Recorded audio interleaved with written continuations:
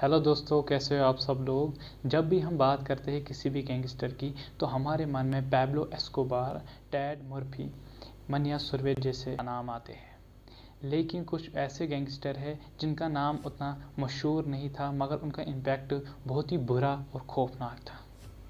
तो आज हम बात करते हैं ऐसे गैंगस्टर के बारे में जिसके पीछे गवर्नमेंट ऑफ तमिलनाडु और कर्नाटका के 100 करोड़ रुपए लग गए थे, जिसको 20 साल तक गवर्नमेंट ऑफ 3 स्टेट्स पकड़ नहीं पाई और इसने 180 से ज़्यादा लोगों को मौत के घाट उतार दिया। और इस गैंगस्टर का नाम था वीरप्पन।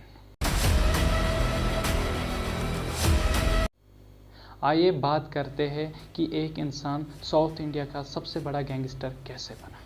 वीरप्पन 18 जनवरी ऑफ 1952 में साउथ इंडिया के छोटे से गांव गोपीनाथम में पैदा हुआ, जो तमिलनाडु कर्नाटका बॉर्डर पे। वीरप्पन का असली नाम कोस मुन्नुसामी वीरप्पन था, जो एक पोचर फैमिली से बिलोंग करता था। पोचर्स का मतलब है जो इलीगल हंटिंग करते हैं। वो छोटी उम्र से अपने अंकल के साथ स्मगलिंग और हंटिंग करने लगा। साल गुजरते गए उसने अपनी गैंग बनाई, जो डकैती और तस्करी का काम करती थी तमिलनाडु और कर्नाटका के जंगलों में। हाथी और उसकी टस्किस की भी स्मगलिंग करते थे और रेड सैंडलवुड की भी स्मगलिंग करते थे। और बताया जाता है कि 6000 स्क्वायर किलोमीटर के एरिया में भी वो ऑपरेट करता था। उसने 17 साल की उम्र में पहला मर्डर एक फॉरेस्ट गार्ड को मार के किया था। जो भी पुलिस ऑफिसर उसके रास्ते में आते थे उसे मौत के घाट उतार देता था, जिसकी वजह से उसने 50 से ज़्यादा पुलिसमैन और 100 से ज़्यादा सिविलियंस को मारा है। वीरप्पन को 2 बार अरेस्ट भी किया गया था और वो दोनों बार चालाकी से बाहर आ गया। मोस्ट फेमस पर्सनैलिटी जिसे वीरप्पन ने मारा था वो Indian forest officer P Srinivas, IPS officer Hari Krishna और एग्रीकल्चर मिनिस्टर कर्नाटका गवर्नमेंट के नागप्पा। वीरप्पन की गैंग ने नागप्पा को 2002 में किडनैप किया और 3 joint police force Karnataka, Kerala और तमिलनाडु रेस्क्यू करने में नाकाम रही। नागप्पा की बॉडी 3 महीने के बाद जंगल से मिली और कर्नाटका गवर्नमेंट ने बॉन्टी ₹5 करोड़ कर दी। आप वीरप्पन का अंदाज़ा इस बात से लगा सकते हो उसके इरादे कितने ही खतरनाक थे। उसको एक गैंग मेंबर ने एक दिन कहा कि अगर तुम्हें टेरर बनाना है पूरे इंडिया में तो किसी फेमस पर्सनैलिटी को किडनैप करना पड़ेगा। एक बार उसने सोचा कि MK स्टैलिन, जो प्रेजेंट CM है तमिलनाडु के, उनको किडनैप करेंगे, मगर टाइट सिक्योरिटी की वजह से उन्हें प्लान कैंसिल करना पड़ा। फिर उनने रजनीकांत को किडनैप करने का सोचा, मगर उसका जो घर था वो CM रेजिडेंस के पास था, तो उसकी वजह से उन्हें ये प्लान भी कैंसिल करना पड़ा। तो उनने फिर राजकुमार, एक कैनेडियन एक्टर था, उससे किडनैप करने का सोचा। तो एक वक्त ऐसा भी आया जब राजकुमार भागते भागते सड़क तक पहुंचे और उधर से एक पैसेंजर बस में चढ़े और वो पैसेंजर बस ने उसे वापस वीरप्पन के पास पहुंचा दिया। तो रजनीकांत ने उस टाइम कहा कि अगर मेरी ज़रूरत पड़े तो मैं वीरप्पन के पास जंगल के बीच बात करने जाऊंगा। और 108 दिनों के बाद नेगोशिएट करके वीरप्पन ने राजकुमार को छोड़ दिया और बताया जाता है कि वीरप्पन को 20 करोड़ रुपए भी दिए।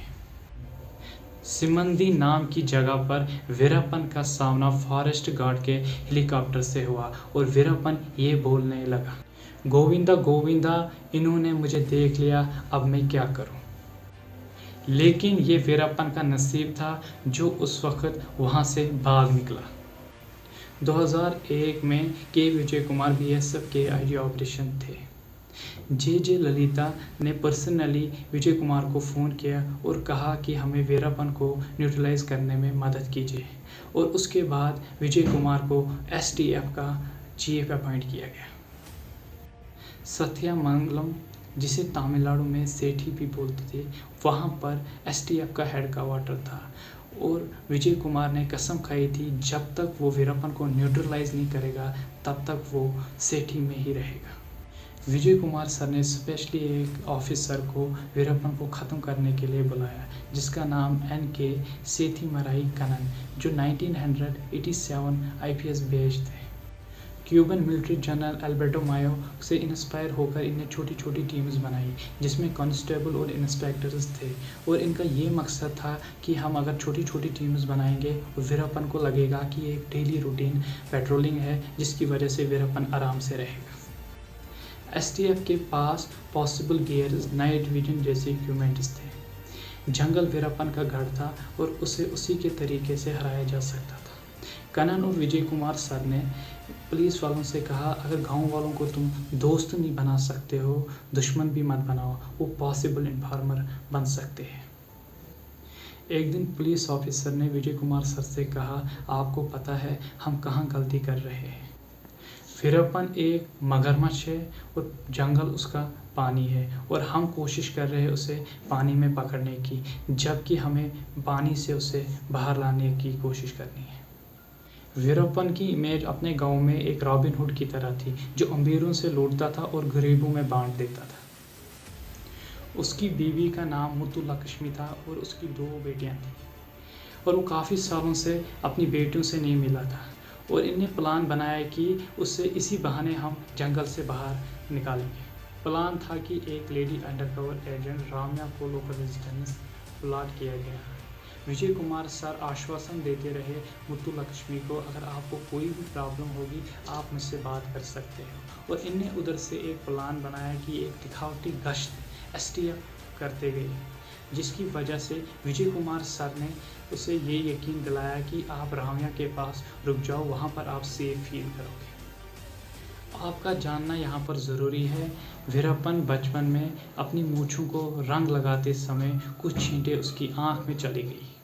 विजय कुमार सर के कहने पर मुत्तुलक्ष्मी राम्या के घर रहने आ गई। राम्या ने उसे कुछ दिनों में ये यकीन दिलाया कि वो उसे एसटीएफ से बचकर वीरप्पन की आंख का इलाज करेगी, और वो इसी बहाने अपनी बेटी से भी मिलेगा। ऑपरेशन के एक्चुअल दिन पर मारुति ओमनी को एम्बुलेंस बनाया गया, जिस पर इस ऑपरेशन का नाम पड़ा।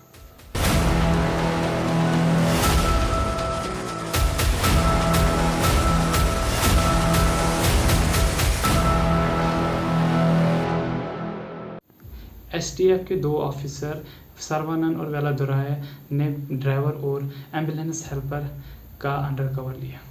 धर्मापुरी से 12 किलोमीटर दूर ये एम्बुलेंस पड़ी की एक जगह के पास एक स्कूल था, वहाँ पर रुक गई, और वीरप्पन के 3 साथियों ने गोलियां चलाई, और एसटीएफ ने जवाबी फायरिंग कर दी, और 338 बुलेट फायर होने के बाद एम्बुलेंस से फायरिंग होना बंद हो गई। वीरप्पन को 3 गोलियां लगी थी। एम्बुलेंस रुकने के बाद सरवाना और वेलादुराया को कूद कर भागना पड़ा, वरना उनके साथ कुछ भी हो सकता था। इस बात का हमेशा डर था, अगर वीरप्पन को थोड़ी सी भी भनक लगी तो ये दोनों मारे जाएंगे। वीरप्पन के जो भी एसोसिएट्स इस ऑपरेशन में न्यूट्रलाइज हुए थे वो थे सितुपुली, गोविंदन, चंद्र गोविदार और सितुमा। विजय कुमार सर आज भी एमएचए में सीनियर सिक्योरिटी एडवाइज़र की सर्विस दे रहे हैं। If you found something valuable from our video, आपको लाइक डिसलाइक जो सही लगे वो कीजिए।